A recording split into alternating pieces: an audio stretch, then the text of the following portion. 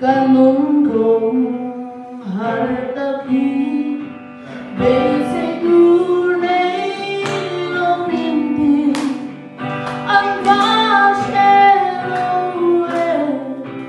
Tumila Yang nalisi O minhang butese Kalome alba Ibang